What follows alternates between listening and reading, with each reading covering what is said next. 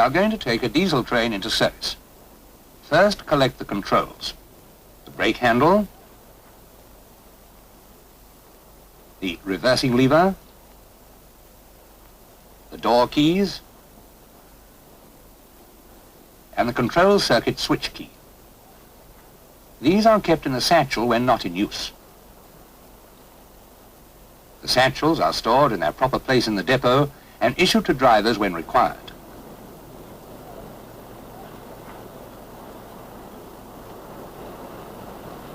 Make sure that there are no not-to-be-moved boards or red flags on the train before you get in.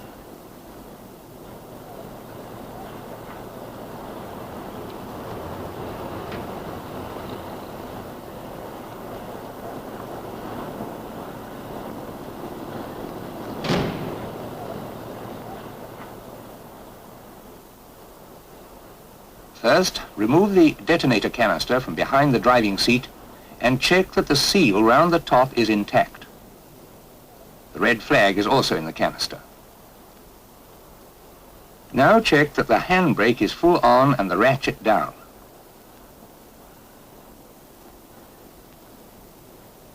You may have to open the back of the destination indicator in order to see properly when you set it.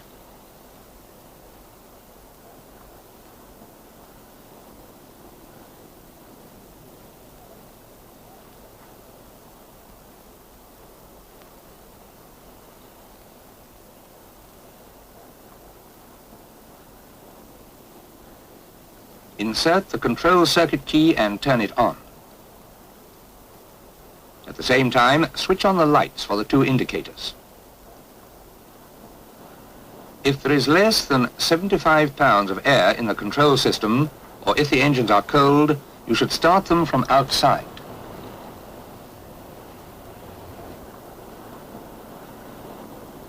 Take the door keys with you and inspect the train as you walk round it. As this train has been standing all night, it has to be fully prepared.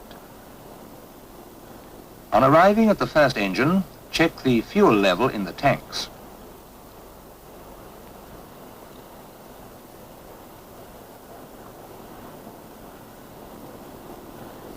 Then pull the throttle full out and press the start button, in this case, number 2 engine. Release the button immediately the engine starts. If it is cold, it may not fire for quite a few moments. When it does fire, ease the throttle in and out gently, but do not race the engine. As the engine runs, it is also building up air pressure for the control system because it is driving the air compressor. The throttle must be held open until the engine will run at idling speed. Release it gently and see if the engine does continue to run.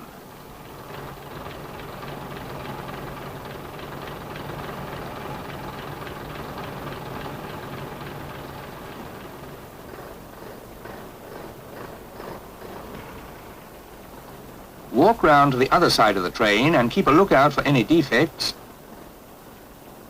checking the classification and destination indicators as you go.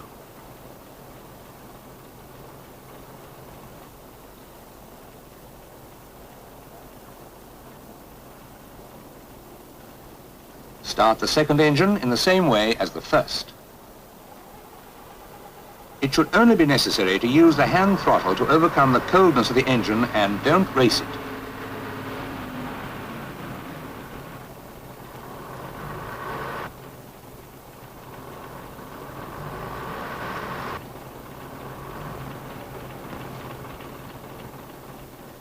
Now that the two engines are running, you should carry on to the rear cab.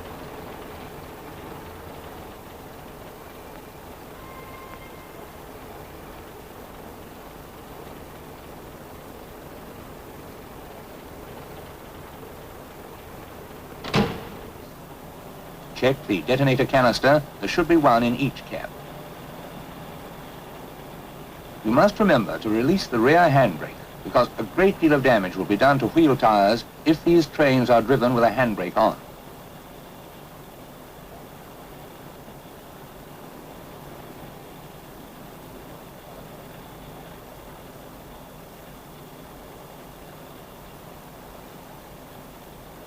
The rear destination indicator must correspond with the front one, and its light must be switched on.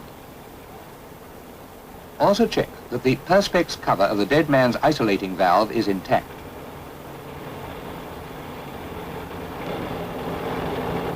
Both engines must now be stopped. On some cars, until the reversing lever is in place and a direction of travel selected, the engines can only be stopped from the outside. There is a carriage heater fuel tank gauge on some trains which must be checked as you pass.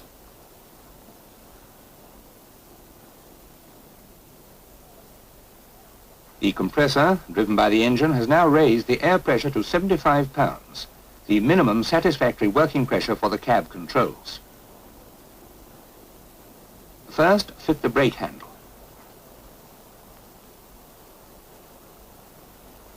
The reversing lever controls the position of the dogs in the final drives. As you selected forward direction, a piston pushed the dogs into mesh in number 1 final drive, like this.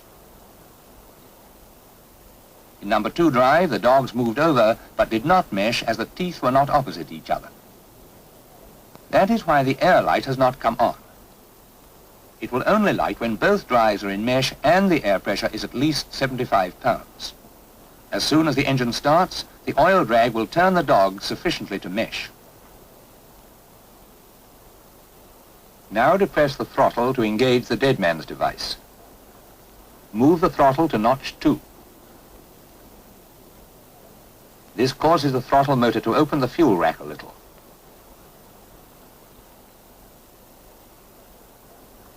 To start the engines, press the start buttons one at a time. Now, number 2 button. There, the air light came up as well.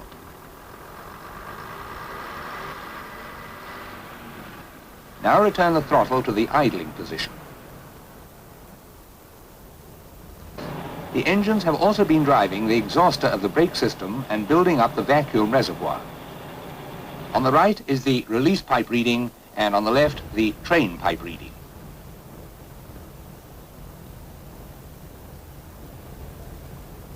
Next, test the brake and deadman systems. Release the brake until 21 inches is registered on the train pipe.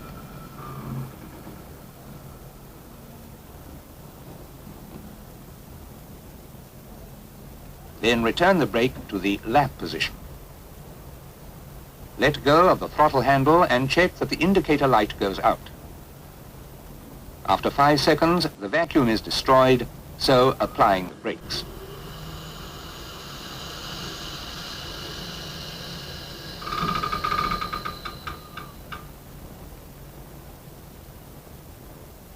Now release the handbrake.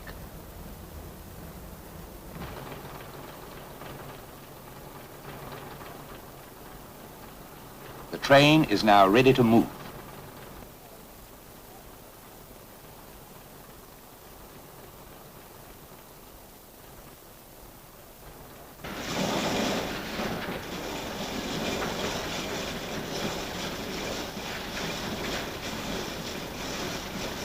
While awaiting the guard signal, release the brake a little until about 15 inches is registered. That is sufficient to hold the train.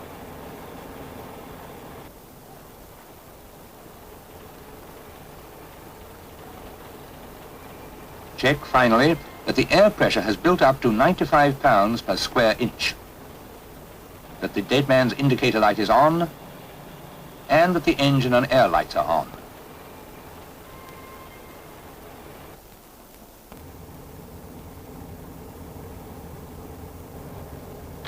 On receiving the 2 buzzes, select first gear and then release the brakes altogether.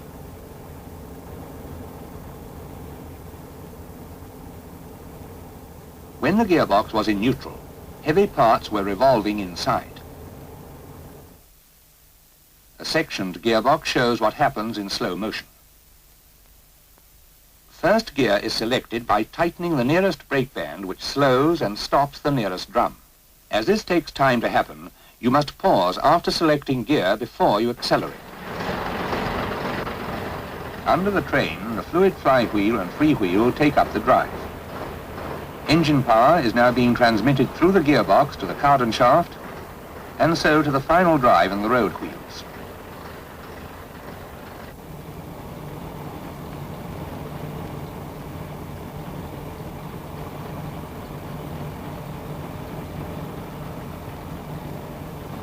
Soon the tachometer shows it's time to change up.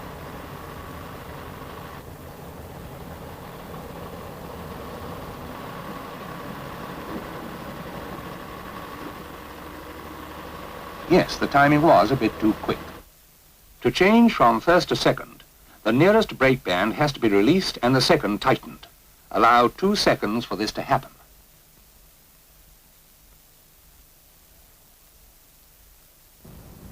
Now, after the 2-second pause, is the time to open the throttle notch by notch. If you don't pause, you may cause damage in the gearbox.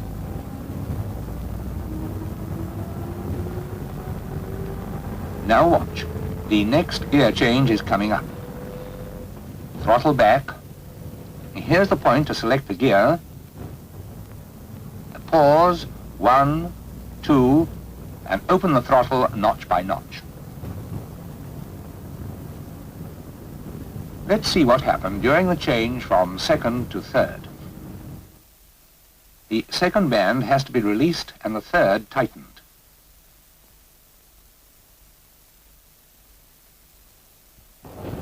Incidentally, never use force on the driving controls. It's pointless, since most of them operate electrically.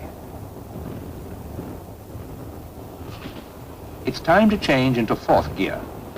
Remember the timing, change up, now into 4th gear, and pause again.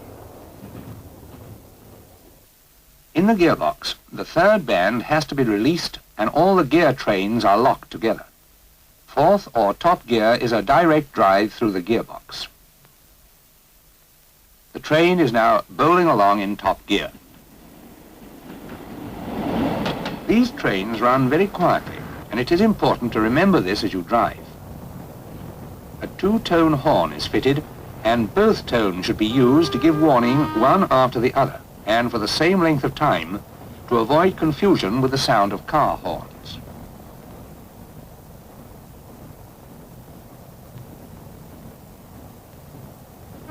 Warning of your approach should be given where there is poor visibility, at all crossings, like this one for example,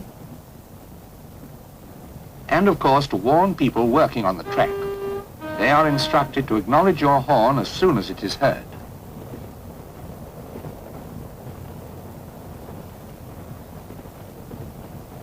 This is a good opportunity to check that both engines are running at the same speed.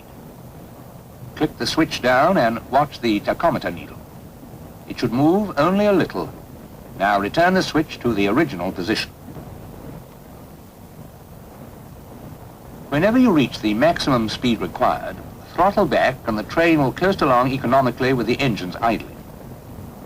The engines can idle because there is a free wheel fitted on the shaft between the fluid flywheel and the gearbox. You are in fact free-wheeling.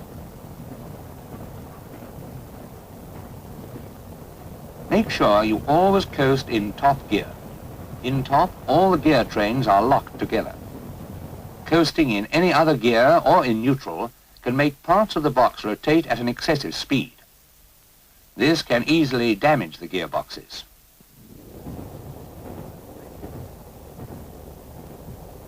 A distance signal is against the train.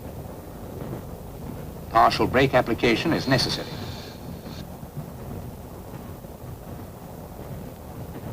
As the home signal comes off, release the brake. You will notice that the train has lost a lot of speed. Check from the speedometer this time and select the appropriate gear for the train speed. In this case, it is necessary to change down from 4th to 2nd gear.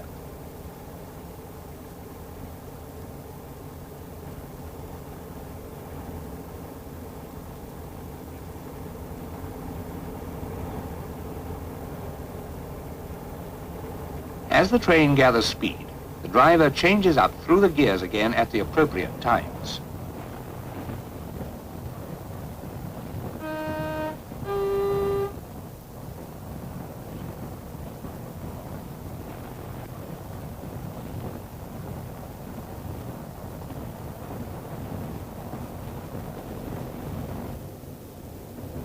train is now climbing quite a steep gradient, and in spite of full throttle, it is losing a lot of speed.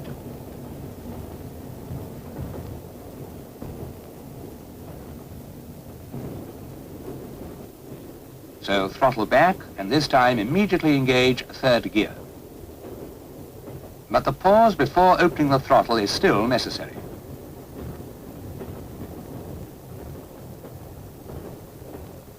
When you change down to third gear, the gear trains are unlocked, and at the same time, the third speed brake band is tightened.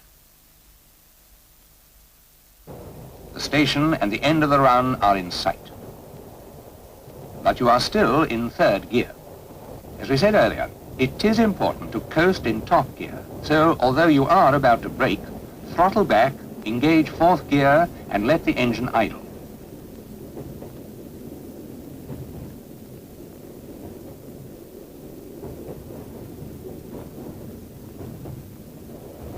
The brakes on these trains are very powerful, and care and skill is necessary in handling the brake to make a smooth, comfortable stop for the passengers.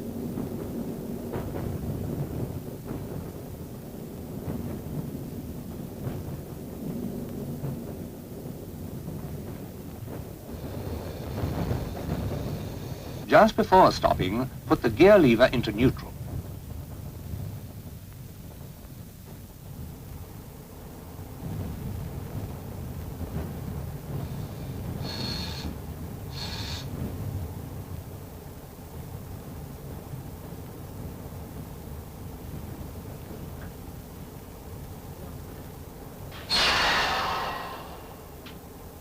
This driver is going to give up charge of the train for a short time.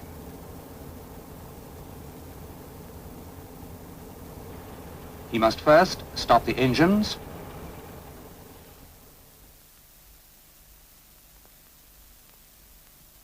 put on the handbrake,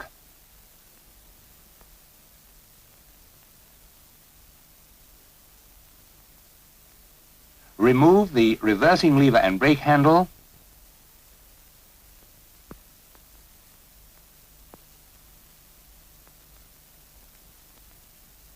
and lastly, the control circuit switch key.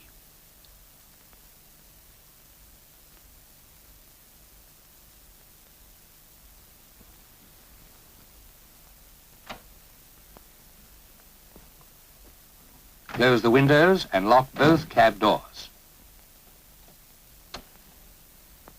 Also, remember to switch off the lights in the rear cab and to lock it again afterwards.